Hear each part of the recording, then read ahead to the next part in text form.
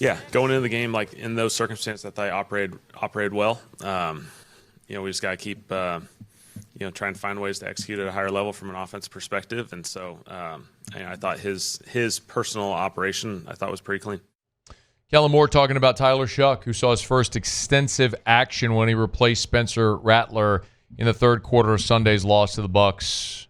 And now Tyler Shough is going to get the first start of his career Sunday in Los Angeles against the Rams. Ross Jackson, LouisianaSports.net, and the Locked On Saints podcast. Good enough to hang out with us here for a few minutes. Yo, man, how are you? Hey, man, doing great. Thanks for having me on. Of course. Okay, reaction. Yeah, I think this is kind of what we expected after the benching took place.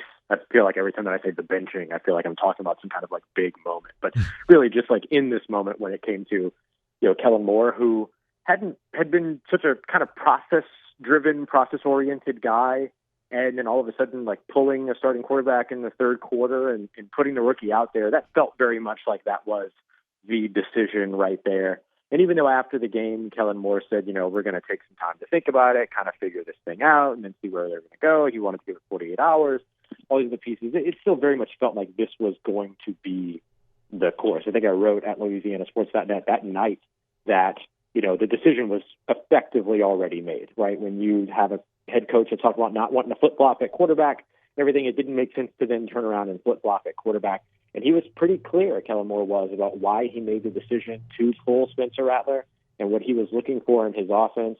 And I think that with all of those things taken into consideration, it felt very much like this was the move that we all expected. What were those reasons that he made to pull Spencer Rattler at the moment he did? Yeah, he made a couple of different remarks about turnovers, of course, being a big part of it. Obviously, the team had gone from taking care of the ball really well to turning the ball over 9 times in the last 3 games, 8 times in the last 4. We also mentioned about how he wanted to see more explosiveness in the offense. He had specifically made the decision to change quarterbacks because he wanted to give what he called a spark to the offense. And it feels like there's a lot of different things you can do before swapping out quarterbacks to provide that spark to your offense. And so I had asked him about that on Monday, and he said that they did try a bunch of different things before finally making that decision at quarterback. And so all those things just kind of pile up to let you know not just what the Saints and what Kellen Moore is hoping to get out of Tyler Shough, but clearly what it was that they felt that they were missing in Spencer Rattler. And so all of those things pile up after a 1-7 start for the young quarterback, and he had effectively moved out of the conversation of the guy that's not losing you games to the guy that was committing turnovers and losing efforts, which is going to be looked at as the guy that's losing you games. So I think for all those reasons, those were all different packages or different pieces in our conversations with Kellen Moore about why he made the switch. Ross, I'm asking your opinion based on what you've seen and then what you know. Do you think Spencer Rattler's opportunity to be the Saints starting quarterback is done? I don't think it's done as long as I don't think it's done unless Tyler Shough performs well, right? Like, I'm not going to say that it's done because if Tyler Shough goes out there and, either isn't able to be out on the field or doesn't perform well, then I think you end up going back to Spencer Rattler, and he would be the guy that you'd go back to at a later point in the season, and then he would get another opportunity. So I don't think that the job is done, but it's solely now in the hands of Tyler Shough. If Tyler Shough stays on the field and if Tyler Shough performs well while on the field, it's not going to be a big task for him to keep the job here over the course of these next 9 games, thereby giving the Saints the opportunity to have 8 starting games of evaluation on Spencer Rattler from this season, right? 6 from last season as well, but 8 from this year, and then 9 on Tyler Shough throughout the rest of the season. I think the Saints want that. And so unless Tyler Shough doesn't seize this opportunity one way or another, as soon as he doesn't, then I think that there is an opportunity again for Spencer Rattler to potentially get out there. Ross has a piece up at LouisianaSports.net right now if you want to read it. It's Tyler Shough's path to becoming the Saints 2026 starter. That's, of course, free always over at LouisianaSports.net. Okay, well, let's talk about Shough. You got to see him for about a quarter and a half on Sunday. What was your opinion? Yeah, I thought that he was a guy that in that moment, getting thrown in the second half there, and in that game, he was the guy that was trying to keep his head above water. That's kind of what he felt like to me. I think you still saw the same, similar kinds of pressure and things like that he was under, although he faced less pressure than Spencer Rattler did. But then you also saw an offense that, still went 17 of 30 with him at the helm. Now, it's very different when a quarterback steps in and plays in the second half of the game, and then also has versus when they actually get an opportunity to prepare and be the starter.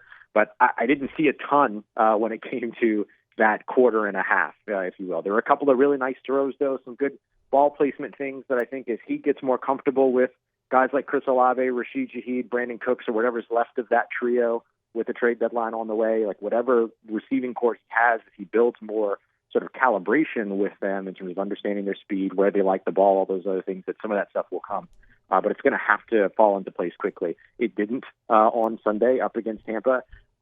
Right now, if the performance that we saw from Tyler Shough on Sunday is the performance that we see from him for the next 9 weeks, I don't think the Saints really move the needle at all, and are probably back in the quarterback conversation this offseason. But it would be unfair of me to kind of transplant that onto his future projection now that he's going to get the opportunity to practice and be with that actual first team, that team that he'll actually be working with on the field. So we'll see if he's able to improve from that. But that starting place certainly gives a baseline that's yearning for improvement for sure. Just to be clear, do you think Shuck is the starter for the remainder of the season? I think he has the opportunity to be there. I mean, he's going to be the starter this weekend. I don't think that, based on anything that Kellen Moore has said, basically, he's talked all season about not wanting to flip-flop at quarterback. Yeah. And so if they can stay with Tyler Shough, then I think he's safe. Now, he's going to have to earn that, right? He's going to have to play well and earn the opportunity to be out there each week. But I do think that would be the ideal situation for New Orleans from their vantage point, is that he is the starter throughout the rest of the year. Is the offense any different with Shuck as opposed to Rattler? It would be, if it is, it's because Shuck is taking more risks than maybe Rattler did during his time. I think the play calling that we've seen between the two is consistent. We've heard some stuff about, there's been criticism lobbied about, open up the playbook for Spencer Rattler. The playbook's open, man. Like everything's there. But I think that the big thing is who takes advantage of what. And so if Tyler Shough goes out there and understands this is his opportunity, right? He's got 9 games at max to prove that he can be the guy in 2026. Otherwise, they're probably drafting somebody else. He should go out there and attack. He should go out there and play risky. He should go out there and be aggressive. That's one of the things that Kellen Moore said he wants in the offense, is for it to be more aggressive, to find more of those explosive plays. And so if it does look different, then I think that it comes down to Tyler Shough taking advantage of more opportunities downfield than Spencer Rattler did. So you'll get a little bit of an immediate comparison there if that happens. The other thing that I would expect is, and the Saints just have to get this figured out anyway, but they've got to fall back into their run game and get that going again in order to be able to support the young quarterback. How much is that possible this week on the road against the Rams? No Kendre Miller, no Eric McCoy, obviously all the issues they've had.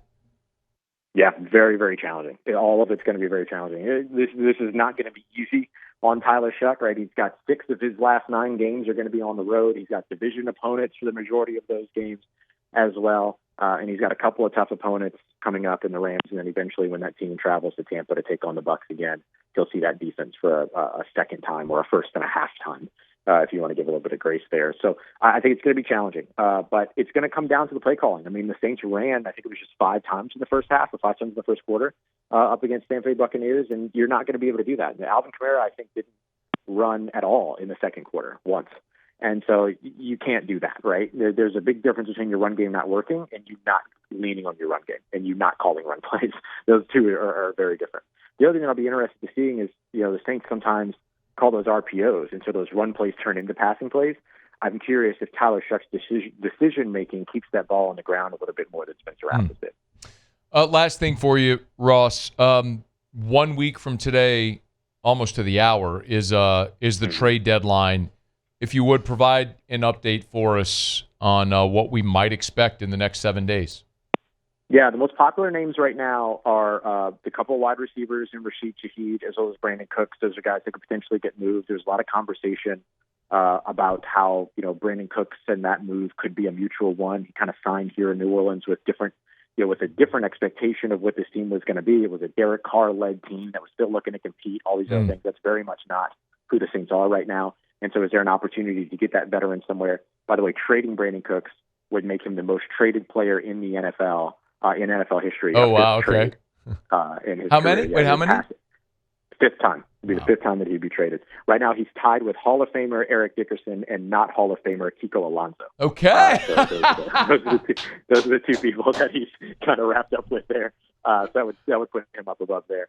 There are a couple other guys on the defensive side that could potentially get moved too. I mean, you're looking at some younger but still veteran players like Isaac Yadam, as well as Pete Werner, and a couple others. I wouldn't be surprised if some of the edge rushers get a little bit of interest as well. But right now, it feels like those wide receivers with CeCe Reed and or Brandon Cooks are kind of the two that everybody seems to be most focused on. LouisianaSports.net and the Locked On Saints podcast, wherever you get your podcasts, or on YouTube. He is Ross Jackson. Thank you, man. Thank you, buddy. Take care today. Talk to you soon. Hey, thanks so much for watching. Please leave your comments. I love to interact. And be sure to hit the red subscribe button below.